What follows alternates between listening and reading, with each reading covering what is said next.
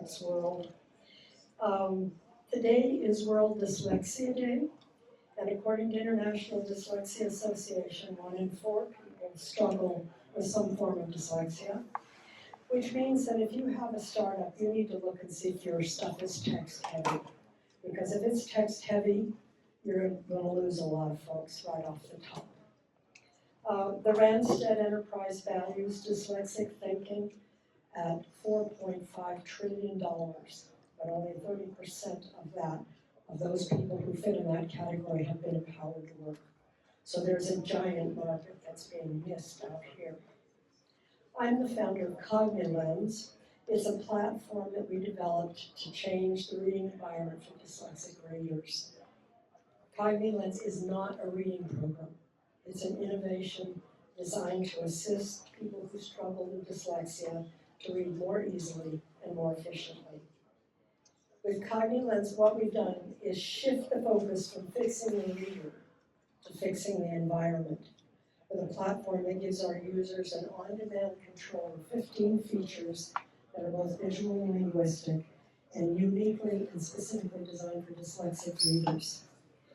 During my 4 years of working as an educator and a learning specialist, I identified many presentations of text that assist reading. Initially, when I started in education, in the olden days, the kids say to me now, I used the typewriter. I worked late nights retyping chapters of books so that my students could read them. With today's computer technology, it makes it possible for any reader to use that information to alter text for themselves. We created this Cognition Lens to provide the reader with the ability to adapt and personalize text to support their unique visual perceptual needs, putting the reader in charge and not the printing press. And this goes back to creative solutions. We've assumed that reading can only be one way because the printing press sold us that. We now can change that. I want to do a quick demo to just show you how Cognition Lens works. You're going to see just 3 of the 15 features. The first that you see up here is what we call the capitalization of fonts. We know that half of the English lowercase alphabet is confusable letters. V, D, P, and Q, H, Y, T, and F, and W, N, and U. They are only what they are in relationship to your body. So if I ask you what that is, and you say to me, it's a B, and I say to you, how do you know that? Most people look at me blankly and just say, well, I figured it out when I was a kid. But I can undo it. All I have to do is say you're wrong. It's upside down or backwards. And the minute I say that, I put you into the position of having to do some mental gymnastics to figure out what it actually is. Now, some people can actually do that mental work quite easily. For others, it's extremely difficult. So changing the confusable letters to uppercase gets rid of the problem. There is no problem with confusing an uppercase B with an uppercase D. This is one of our most popular transformations. Another feature is our syllabication system. We have a proprietary dictionary that's based on long observations by many specialists for how dyslexic readers tend to break words down. Our presentation will help the reader break down unknown words in a more familiar and organic way. And you may see some examples up there. For instance, in that first line, you see the word getting. You notice the 2 T's are held together instead of hyphenated between them. We hold double consonants together, for instance. That's one example. Another example, if you see the word timed, typically is hyphenated TIM apostrophe hyphen ED. We know that a dyslexic reader who has not had a lot of training in a formal program will read that as Tim Ed. And so we're helping to get the word organized for them. Another feature is the color coding of vowels, which you see up there. We color coded all the long vowels and all of the short vowels, so that, for instance, the long sound of A, which can be represented in 7 different ways. EA, as in great, E-Y as in hay. Hey, come on out to dinner with me. A-Y as in give the horse some hay. A-I as in rain. A-K-E or A consonant E like in cake. E-I-G-H like in sleigh. And E-I as in rain and king names. All of those systems will come up in red on our program. So a person with a little practice can almost read by color. We want to be part of the changing landscape for dyslexic and non-traditional learners, and we know that our rapidly developing technology has the potential to make a difference. With AI, we are refining our research toward a web-based architecture, making our adjusted visual presentation more widely available, and we're looking toward our augmented reality glasses prototype to provide a hands-free version. Reading continues to be a very significant predictor of success. For people who struggle with dyslexia, who suffer from the lifelong impact, and whose gifts and talents are often lost in the wake of emotional devastation that comes from being defined as dyslexic or in some way impaired. For those individuals, the creation of solutions for reading struggles is an imperative. Our solution is a call to change how we envision education, as we all try to imagine hyper-personalized environments that will allow all of us to be creative and productive. If you want to know more about it, if you want to try it out, you can take your camera and take a picture of our code, or you can have a flyer, which will be my preference, and you can talk to me or to Diane Gutierez, who I don't see her. Oh, thank you. Co-founder of Cognition Labs. We can answer any questions for you. Thank you. Thank you. Any questions for Pat and Diane?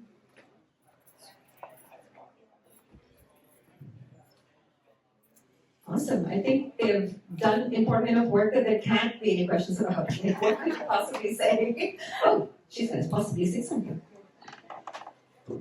Is your platform eventually going to be extended to maybe like an API that other products can integrate? Yes, hopefully by January.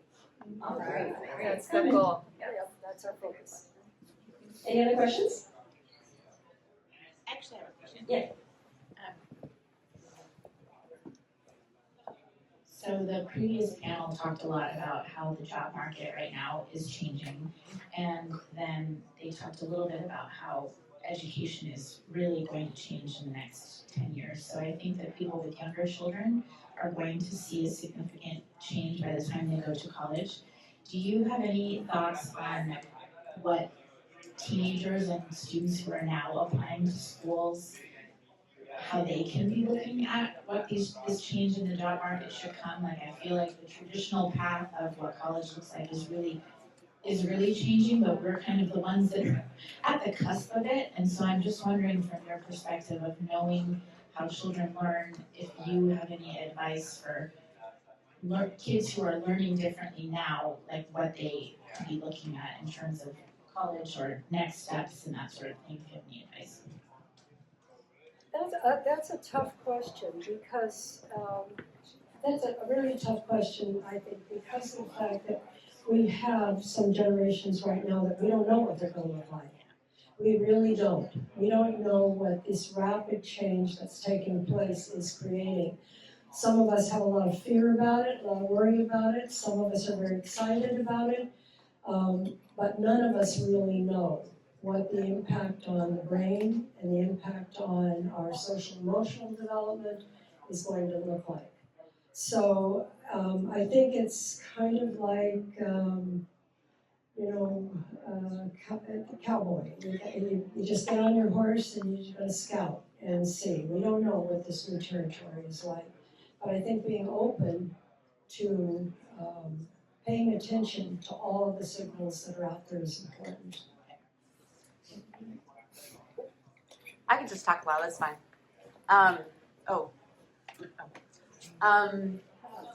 Having played with your product for a while and hearing what the last panel said, is there the possibility of considering your product to be put into businesses to give people with dyslexia sort of an advantage or a way to make doing their jobs easier? Yes, that's a big one, because this system that you've seen is the same for whether you're 6 or you're 50. The system is the same. It provides the person who's having difficulty with reading ways to adjust the text to suit their needs. So we are looking at businesses. We're looking right now in a discussion with Bechtel, for instance, for putting possibly their manuals into our dictionaries, so that then at the point at which we actually have some glasses, which we hope isn't too far off, those engineers who need some reading help could actually adjust text on their glasses and be hands-free at the same time. So yeah, in every possible field where there's text, we want to be there. A couple of things going back to your question. I have 4 kids.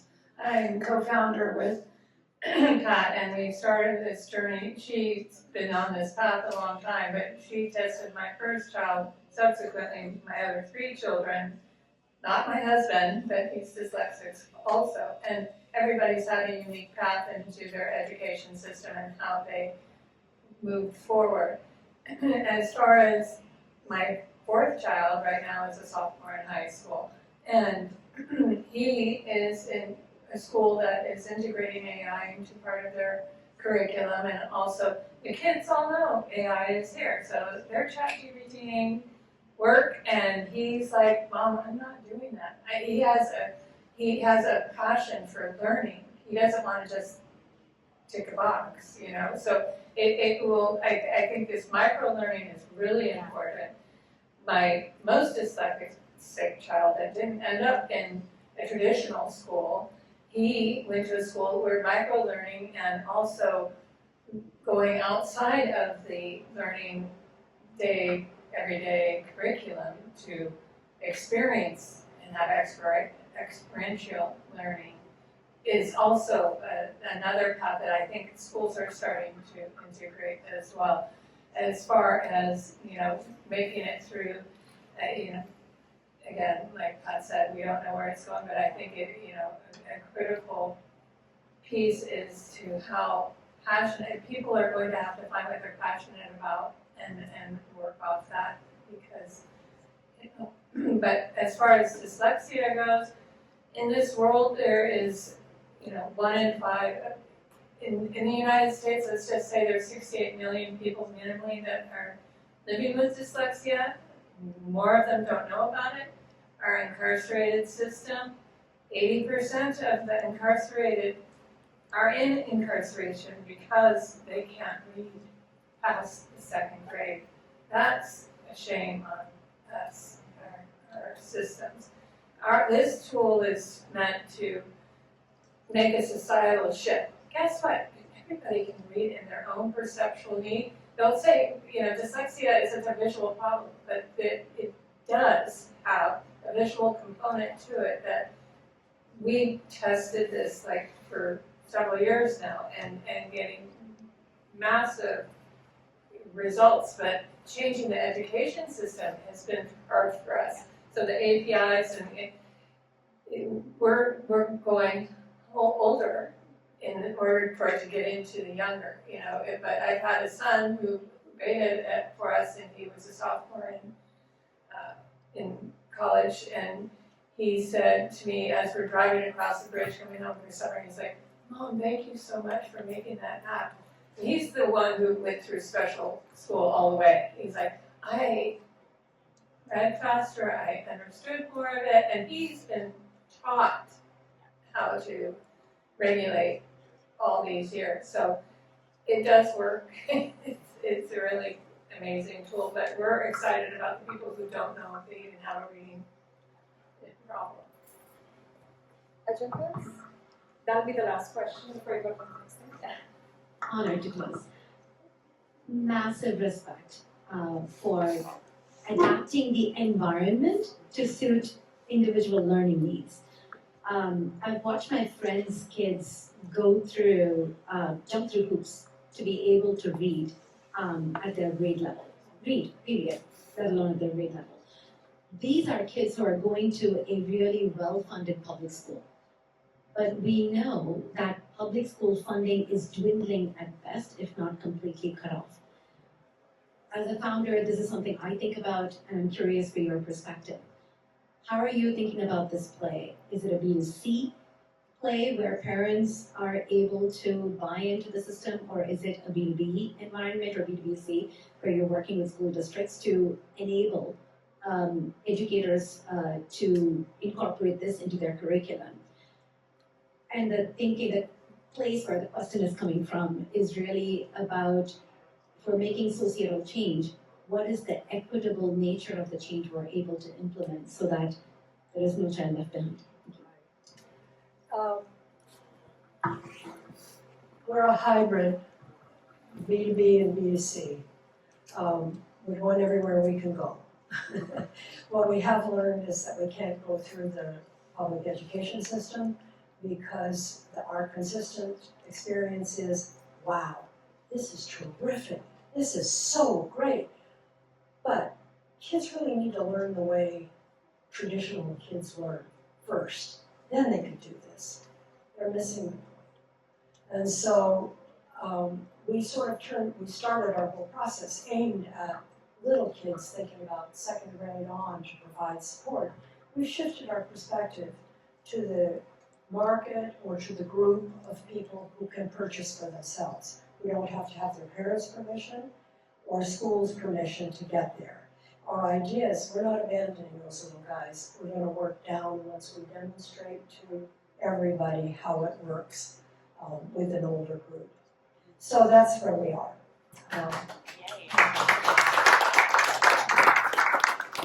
Such meaningful work. We couldn't be more grateful that you've taken on this huge challenge. We appreciate you guys so much.